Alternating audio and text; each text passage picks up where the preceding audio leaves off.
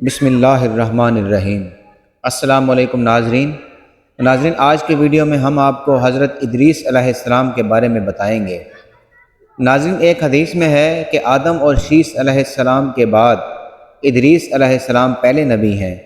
ایک دوسری حدیث میں ہے کہ ادریس علیہ السلام ہی پہلے نبی ہیں جنہوں نے قلم کے ذریعے لکھا اور لوگوں کو کتابت سکھائی۔ حافظ ابن کثیر نے ان کا حلیہ کچھ یوں بیان کیا ہے: پورا قد و قامت، خوبصورت، خوب روح، گھنی داڑھی، عمدہ اوصاف کے مالک، چوڑے کندھے، مضبوط ہڈیاں، دبلے پتلے، سرمگین چمکدار آنکھیں، گفتگو باوقار، خاموشی پسند، سنجیدہ اور متین، چلتے ہوئے نظر نیچی، انتہائی فکر و خوض کے عادی، غصے کے وقت سخت غضبناک باتیں کرنے میں شہادت کی انگلی سے بار بار اشارہ کرنے کے عادی۔ ناظرین، ادریس علیہ السلام شیس علیہ السلام کی شریعت پر عمل پیرا رہے۔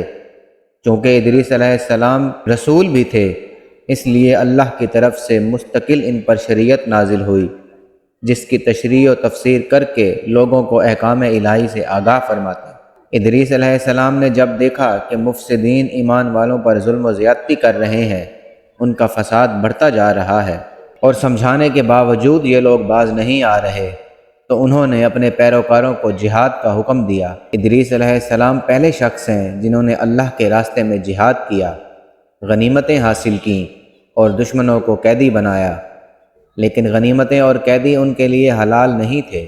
رسول اللہ صلی اللہ علیہ وسلم پہلے رسول ہیں جن کے لیے غنیمتیں حلال کی گئیں، لیکن یہ بات یقینی ہے کہ جہاد سب سے پہلے ادریس علیہ السلام نے کیا۔ انہوں نے جہاد کے لیے سب سے پہلے ایک لشکر تیار کیا، پھر اس لشکر کو دو حصوں میں تقسیم کر دیا۔ ایک حصہ پیادوں اور دوسرا سواروں پر مشتمل تھا۔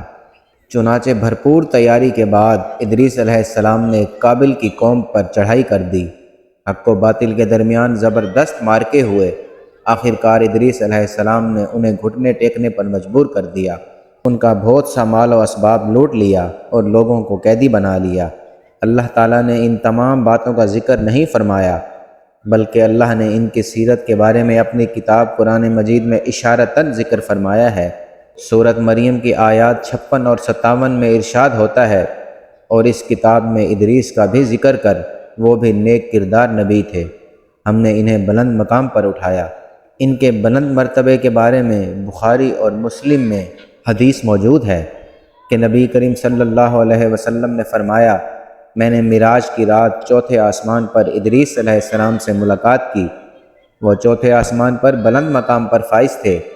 ابن جریر نے ایک روایت بیان کی ہے، وہ روایت اس بات کی وضاحت کرتی ہے کہ اللہ تعالیٰ کے ارشاد وَرَفَعْنَاهُ مَكَانًا عَلِيًّا سے کیا مراد ہے، اس کا کیا مفہوم ہے۔ ابن جریر کے علاوہ دیگر بڑے بڑے مفسرین اور مورخین نے بھی اس روایت کو ذکر کیا ہے، لیکن اس کی کوئی صحیح سند نہیں مل سکی۔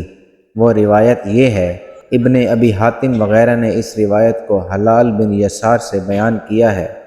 وہ کہتے ہیں، میری موجودگی میں ابن عباس رضی اللہ تعالی عنہ نے کعب رحمۃ اللہ علیہ سے پوچھا: کعب، ادریس علیہ السلام کے متعلق اللہ تعالیٰ کے اس قول یعنی وَرَفَعْنَاهُ مَكَانًا عَلِيًّا، ہم نے انہیں بلند مقام پر اٹھا لیا، کا کیا مطلب ہے؟ تو کعب رحمۃ اللہ علیہ نے جواب دیا: اللہ تعالیٰ نے ادریس علیہ السلام پر ایک مرتبہ یہ وحی نازل فرمائی: اے ادریس، تمام اہل دنیا جس قدر روزانہ نیک عمل کریں گے، ان سب کے برابر میں تجھے ہر دن اجر دوں گا۔ ادریس علیہ السلام نے جب یہ سنا تو انہیں خواہش محسوس ہوئی کہ میرے اعمال میں روز و سون اضافہ ہو، اس لیے عمر کا حصہ طویل ہو جائے تو اچھا ہے۔ انہوں نے وحی الہی اور اپنے اس خیال کو ایک رفیق فرشتے پر ظاہر کر کے کہا: اس معاملے میں موت کے فرشتے سے گفتگو کرو تاکہ میں نیک اعمال کا زیادہ سے زیادہ وقت حاصل کر سکوں۔ اس فرشتے نے جب یہ سنا تو ادریس علیہ السلام کو اپنے بازو پر بٹھا کر لے اڑا۔ جب یہ چوتھے آسمان سے گزر رہے تھے تو موت کا فرشتہ زمین پر آنے کے لیے اتر رہا تھا، وہیں دونوں کی ملاقات ہو گئی۔ دوست فرشتے نے موت کے فرشتے سے ادریس علیہ السلام کے بارے میں گفتگو کی۔ موت کے فرشتے نے دریافت کیا ادریس علیہ السلام کہاں ہیں؟ اس نے کہا میری پشت پر۔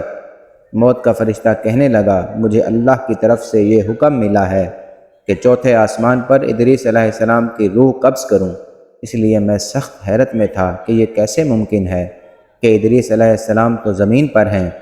چنانچہ موت کا فرشتہ ادریس علیہ السلام کے پاس آیا، ان سے اجازت طلب کی اور ان کی روح قبض کر لی۔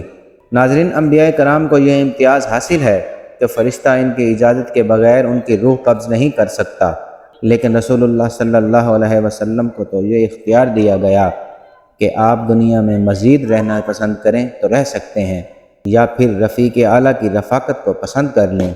آپ نے رفیق اعلیٰ کی رفاقت کو پسند فرمایا۔ اس طرح ادریس علیہ السلام کی روح چوتھے آسمان پر قبض کی گئی۔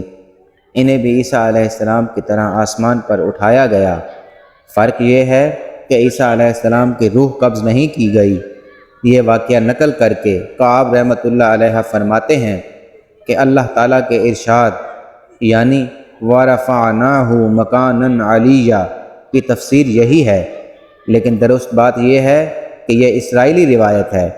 ادریس علیہ السلام کی وفات ہو گئی تو لوگ فساد میں اور بڑھ گئے، ان میں شر پھیل گیا، تاہم وہ توحید پر قائم رہے، بت پرستی کا ان میں کوئی شعور نہیں تھا۔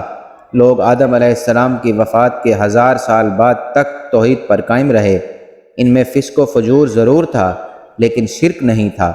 اللہ تعالیٰ کے اس ارشاد کان الناس امۃ واحدہ، درست لوگ ایک ہی امت تھے، کا یہی مطلب ہے کہ آپ دنیا میں مزید رہنا پسند کریں تو رہ سکتے ہیں۔ ناظرین، یہ تھی ہماری آج کی ویڈیو۔ امید کرتے ہیں کہ ہماری ویڈیو آپ کو پسند آئی ہوگی۔ اس امید کے ساتھ کہ آپ ہماری ویڈیو کو لائک کریں گے، شیئر کریں گے اور ہمارے چینل کو سبسکرائب ضرور کریں گے۔ انشاءاللہ بہت جلد آپ سے ملاقات ہوگی ایک نئی اسلامی معلوماتی ویڈیو کے ساتھ۔ تب تک کے لیے اجازت دیجیے۔ اللہ حافظ۔